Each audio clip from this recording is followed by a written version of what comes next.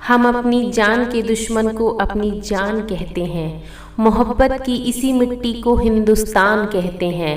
जो दुनिया में सुनाई दे उसे कहते हैं खामोशी, जो आंखों में दिखाई दे उसे तूफान कहते हैं। जो ये दीवार का सुराख है साहब, जो ये दीवार का सुराख है, चाइना अमेरिका पाकिस्तान की साजिशों का हिस्सा है, मगर उसे हम अपने घर का रोशनदान कहते हैं, अपने घर का रोशनदान कहते हैं। सभी मंचस्थ विद्वत मंडल व सभा में विद्यमान सभी गणमान्य व्यक्ति, मैं रेखा आर्य आज देश प्रेम व राष्ट्र निर्माण पर अपने कुछ विचार साझा करना चाहूँगी। आज़ादी क्या है? आज़ादी आज़ादी का मतलब सही मायने में वही व्यक्ति समझ सकता है जिसने कभी गुलामी सही हो। हम सौभाग्यशाली हैं कि हमने स्वतंत्र भारत में जन्म लिया। यूँ तो आज़ादी की लौ 1857 में जल चुकी थी, जिसने मशाल बनकर 1947 में हमारे देश को आज़ाद कराया।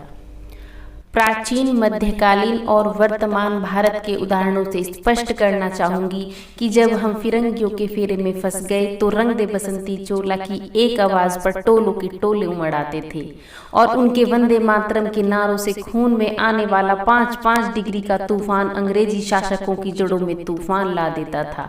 लोग मर जाते थे, मिट जाते थे, फांसी पर चढ़ जाते थे, वो भी अपनी देशभक्ति साबित कर रहे होते थे, क्योंकि यही उस वक्त की देशभक्ति की कसौटी थी।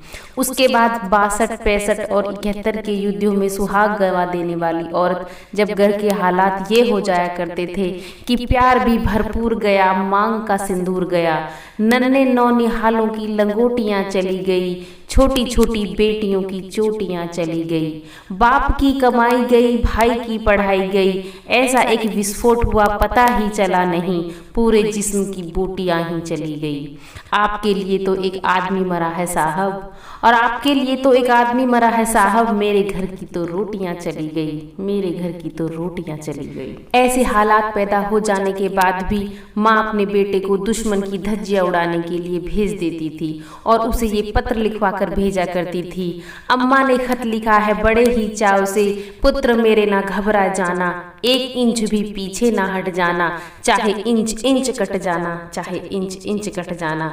इस तरह पूरा परिवार देशभक्ति साबित कर रहा होता था।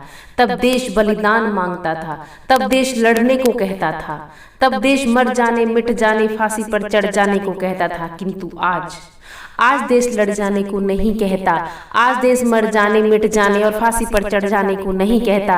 किंतु मेरे विचारों में अगर कोई व्यक्ति अपना काम पूरी लगन, मेहनत और ईमानदारी से करे तो वह सबसे बड़ा देशभक्त है। मैं नहीं मानती कि व्हाट्सएप और फेसबुक की डीपी को 3 रंग में रंग लेना देशभक्ति है, और यदि आप कहेंगे कि साल में 2 बार हाथ में तिरंगा ले लेना देशभक्ति है, तो मैं पूछना चाहूंगी कि फुटपाथ पर रहने वाला वो बच्चा ट्रैफिक की छांव में धूप में नंगे पांव जब तिरंगा बेच रहा होता है तो क्या आप उसे उसकी देशभक्ति कहेंगे? नहीं, ये उसकी देशभक्ति नहीं बल्कि उसकी पेट की भूख की शक्ति है जो उसे हाथ में तिरंगा लेने पर मजबूर करती है। क्योंकि ना मस्जिद को जानते हैं, ना शिवालों को जानते हैं, ना मस्जिद को जानते हैं, ना शिवालों को जानते हैं। जो पेट के भूखे होते हैं ना, वो सिर्फ रोटी के निवालों को जानते हैं, वो सिर्फ रोटी के निवालों को जानते हैं। अपने परिवार, अपने समाज और अपने देश के प्रति समर्पण का भाव है देशभक्ति, और हर देशद्रोही के जीवन में आने वाला तूफान है हमारी सच्ची देशभक्ति, ताकि हर देशद्रोही यह समझ सके कि अगर तू परिंदा है तो ये आसमान तेरा है, अगर तू दरिंदा है तो ये शमशान तेरा है। भाईचारे से रहना है तो रह इस जमीन पर, वरना ये कब्र भी तेरी है और ये कब्रिस्तान भी तेरा है। लेकिन करहा उठती है देशभक्ति जब मुसीबत में फंसे लोग जान बचाने से ज्यादा सेल्फी लेकर अपने लाइक बढ़ाने में लगे रहते हैं। 4 बोतल वोदका काम मेरा रोज का ने भारत का भविष्य तबाह कर रखा है। और मैं बता दूं, महिला सुरक्षा के मामले में आज भी हम बहुत पीछे खड़े हैं। हम ऐसे समाज में जीते हैं जहां पत्थर की मूरत को लगते हैं 56 भोग, जहां पत्थर की मूरत को लगते हैं 56 भोग, और भूखे नंगे तड़पते सो जाते हैं लोग, भूखे नंगे तड़पते सो जाते हैं लोग। मजदूर को मजदूर समझिए, मजबूर नहीं, गरीब को काम दीजिए, दान नहीं। और यदि आप दान देना ही चाहते हैं तो रक्तदान दीजिए और मरने के बाद अंगदान दीजिए, ताकि किसी मरते हुए को जीवन दान मिल सके। यही सच्ची देशभक्ति है और यही सच्चा राष्ट्र प्रेम है। ना ये सरकार मेरी है, ना बड़ा सा नाम मेरा है, बस इतनी सी बात का गुरूर है मुझे कि मैं भारत की बेटी हूँ और ये हिंदुस्तान मेरा है। परंतु एक वैचारिक बीमारी मुझे आज अपने समाज में नजर आती है।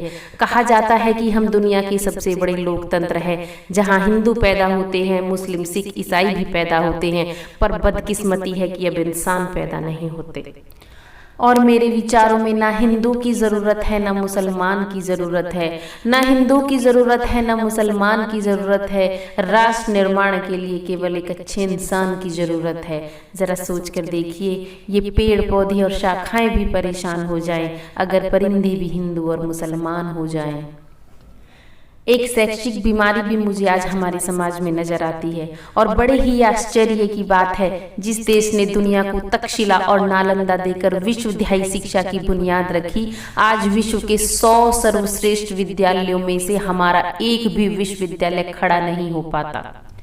जहां एक और हमारे पास IIT, IIM, NIT जैसे शिक्षण संस्थान है, वहीं दूसरी ओर इस देश के गरीबों को बेरोजगारी की जमात में खड़ा करने के लिए उनके हाथ में सर्व शिक्षा अभियान का झंझोना पकड़ा दिया जाता है। और मैं बता दूं कि इस शैक्षिक बीमारी का एक कारण है हमारे देश की शिक्षा नीति, जो सिर्फ 2 लोगों के लिए बनती है, एक वो जो विद्वान है और दूसरे वो जो धनवान है। इसी तरह की कई गजब की बीमारियां और भी हैं। इन बीमारियों की जड़ है हमारा अंधविश्वास। और मेरे विचारों में जब तक इस देश का युवा अपनी सफलता के लिए मंदिरों में जा जाकर नारियल फोड़ फोड़ कर भगवान को रिश्वत लगाता रहेगा, और जब तक हमारे समाज का शिक्षित वर्ग बिल्ली के रास्ता काटने पर खड़ा हो जाता रहेगा और अपने धर्म, अपनी जाति को ऊंचा मानकर दूसरे के धर्म और जाति की अवहेलना करता रहेगा, तब तक ना तो इस देश का अंधविश्वास खत्म होगा और ना ही राष्ट्र निर्माण संभव हो पाएगा। हमारी संस्कृति और हमारी सभ्यता को दुनिया ने शीश नवाया है। हमारी संस्कृति और हमारी सभ्यता को दुनिया ने शीश नवाया है, फिर क्यों हमने आस्था के नाम पर अंधविश्वास फैलाया है। मेरे विचारों में हमारा राष्ट्र निर्माण तब संभव होगा जब इस देश में महिलाओं की पूजा नहीं बल्कि उनकी इज्जत की। राष्ट्र निर्माण तब संभव होगा जब हम जाति का संरक्षण नहीं बल्कि सामाजिक सशक्तिकरण पर बात करेंगे। राष्ट्र निर्माण तब संभव होगा जब स्वच्छ भारत अभियान में केवल सरकार नहीं बल्कि सड़क पर चलने वाला हर नागरिक हाथ बटाएगा, स्वच्छ भारत, स्वस्थ भारत को दिल से अपनाएगा।